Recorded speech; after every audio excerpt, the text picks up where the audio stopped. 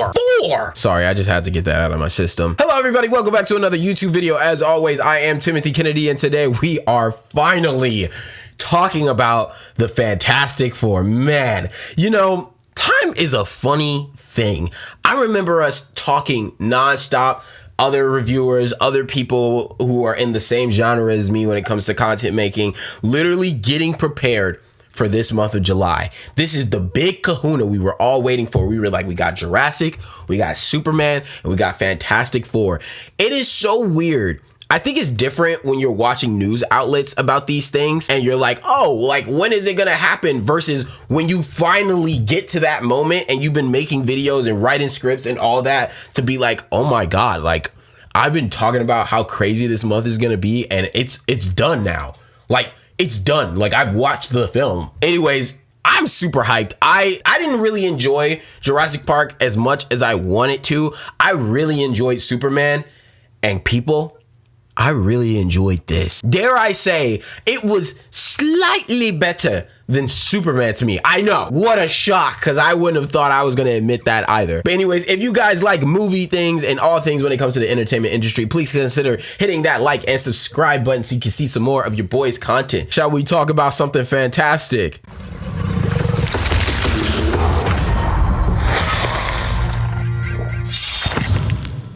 They really leaned into that retro futuristic vibe with the world design. Like, it's like if the 1960s had Wi-Fi and interdimensional portals and like the tech and the suits and the environment, they all just looked super sleek and they were stylized and it was original and it was different from the normal Marvel stuff we see all the time. And I think people like that. It wasn't just a generic sci-fi, it had a personality. You could feel the comic book pulp influence with a modern polish, and it stood out to me without doing too much. And I honestly think the comic book fans are going to be extremely happy that they saw this version pop out to them in the live action. Now let's talk about the cast, because I loved everybody in this movie. When you get actors that are so goated and experienced and hot, you get greatness, period. Vanessa Kirby, Pedro Pascal, Joseph Quinn, and Ebon Moss absolutely understood their assignment. Not only were they believable in their individual roles, but you could feel the group chemistry. It felt really authentic. You know how like the original Avengers films, they gave us that feeling of separate characters and they were forming like a real unit? This had that, but it felt even more intimate, okay? It felt more grounded. This wasn't just like a superhero team up. This felt like a family, like people who have actually been through things together. And that, I think, was the thing that we were all really hoping for. It's really hard to differentiate between a team up movie with random superheroes and then giving people a sense of a family dynamic in this. The Fantastic Four is so unique considering that they are a family of superheroes versus they are individual people who are heroes. It's not like the X-Men where they were random people who came together in a building, or the Avengers, or people who just so happen to live in New York City and they all have powers. They literally all went through the same thing to get their powers together, and they were already super close before that, and that connectivity makes them as powerful as they are. Whether it was like quiet moments, you know, the tension, or the support they gave, it was emotional. I felt it to my core. And I've been dying to see that when it comes to a Fantastic Four movie. I feel like all the other Fantastic Four movies, I did enjoy the one in the 2000s that came out, but overall, it still felt like a superhero team up.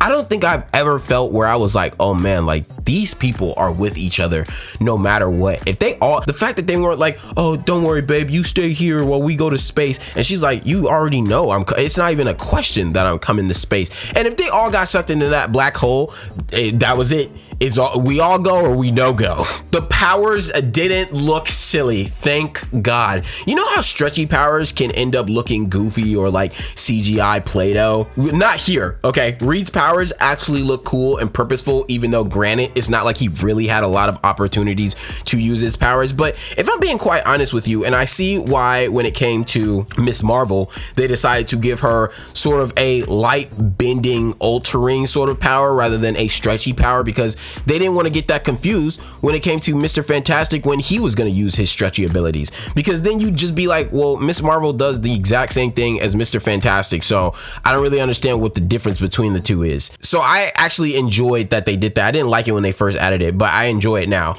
But my thing is, his biggest weapon has always been his brain. Unlike Iron Man, who was also extremely smart like Reed Richards, or the Hulk, who is extremely smart like Tony Stark and Reed Richards, the other two definitely have something that makes them more unique. Obviously, Bruce Banner being literally the Hulk and having an entire thing, the entire persona that will destroy a planet, and Iron Man having his iron suits. That's what makes them on top of their smartness.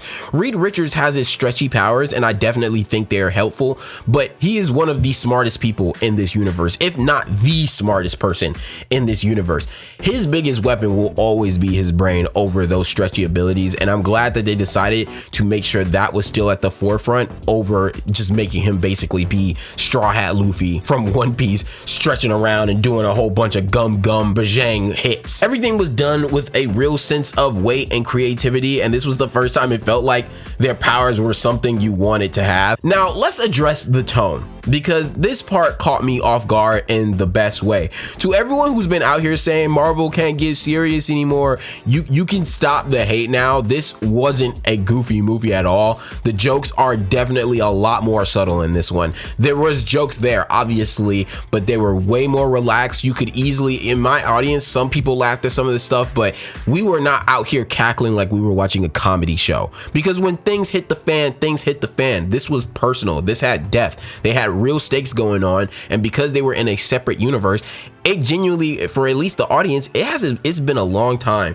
since we've been in a storyline that says, hey, we can do whatever we want, and you don't even know if these people are actually going to make it out. Just because you saw a Fantastic Four ship at the end of the Thunderbolts does not mean you know how this story is going to go. And I thought, and look, they were smart. They put that teaser in there because we already thought we knew what was going to happen. We thought they were going to escape or something like that. We had no idea what was to come out of that ship, and we still have no idea what's to come out of that ship. And what I find even more funny is, while Superman had a more colorful and lighthearted tone this year, Fantastic Four is the one that decided to go deeper and be more mature, and honestly, it was more thought-provoking, and I love the difference between the two. I really do. I think it's great that finally we got a Superman movie based in Metropolis that had a more comedic, lighthearted, and hopeful feel, because that's what it should be. Superman is good. He's hopeful. Metropolis is hopeful. It has the #1 superhero in the world there. It should feel exactly like that. It was more cartoony, more comic booky. Great. It was not supposed to be a Batman movie. It was not supposed to be dark, gritty, and serious. That's not what Metropolis is supposed to be. Fantastic Four definitely gave us those retro vibes, and it was all light and relaxed in the beginning, but when things hit the fan, it hit the fan, and it stayed on that tone the entire time because there was real stakes, planet taking stakes, other things that were there to cause strife and problems for people to not just completely brush by that. Now, yes, the beginning did take a minute, as all of these movies are, and listen, it makes sense. We're not getting origin stories anymore. We're all past that. We all know the story. We've all seen these renditions before. We don't need to do it again. And I think Superman and Fantastic Four did an interesting version of how they were going to introduce that. So of course the beginning takes a bit. They got to do some form of homework of world building for anybody that actually doesn't know the storyline before this. But I genuinely think Fantastic Four did a better job when it came to introducing the characters. The whole show and the 4-year celebration that they were doing, I thought that was a great way to be able to showcase how the Fantastic Four came to be, how they turned into whatever they turned into. And I think you, as an audience member, if you've never even heard of them before, definitely are sitting there being like, okay, I understand the story. I know what's going on. I saw what they looked like before, all that great stuff. I do think when it came to James Gunn's beginning of Superman, because it was all writing, it doesn't showcase like, oh, like the planet destroying, him being sent, him being a baby, him landing here, him all of that stuff, right?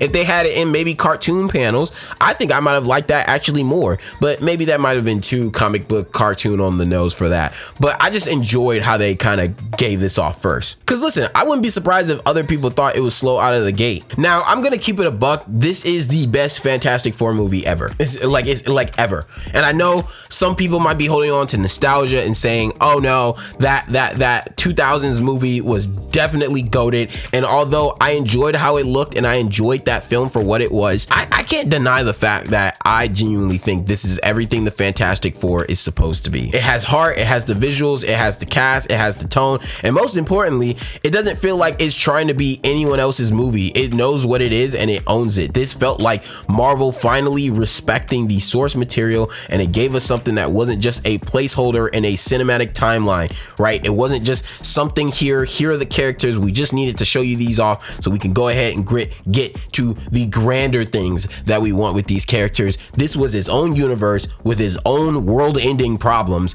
separated from what we had to deal with, which means it could have ended both ways. It could have ended both ways.